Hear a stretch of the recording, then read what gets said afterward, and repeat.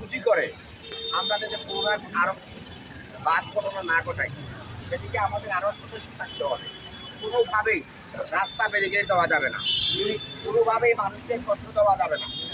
আমাদের যে শ্রমিক নির্যাতিত হয়ে আহত হয়েছে, রক্তাক্ত জখম হয়েছে, যদি আইনগতভাবে আমাদেরকে অসহযোগিতামূলক ব্যবস্থা করা হয়, তখন আমরা ঐক্যবদ্ধভাবেই আমরা আলোচনা করে পরবর্তী সিদ্ধান্ত আমরা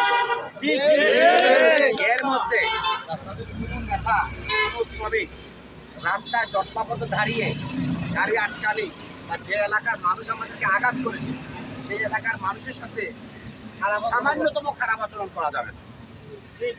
এখানে আমরা যারা আপনাদের দায়িত্বে রয়েছি, আমরাই আপনাদের এই বিষয়টাকে পরিপূর্ণভাবে যেভাবে সুন্দর সমাধান করা যায়, আমরা যাতে সঠিক বিচার পাই, তার সকল প্রক্রিয়া কিন্তু আমরা আপনাদের সকলের কাছে আমার অনুরোধ থাকবে, আপনারা মানুষের সাথে সর্বদা ভালো ব্যবহার করবেন, সুন্দর আচরণ করবেন। কোনোভাবেই একটা ঘটনাকে পুঁজি করে আমরা যাতে বড় কোনো ঘটনার সংঘটিত না ঘটাই, সে বিষয়টা আপনাদের আমলে থাকার অত্যন্ত প্রয়োজন। আমি আপনাদের সবাইকে বলবো, আপনারা ধৈর্য সহকারে আপনারা অপেক্ষা করেন, আমরা আইনের মাধ্যমেই এই সন্ত্রাসীর বিরুদ্ধে আমরা প্রতিরোধ গড়ে তুলব।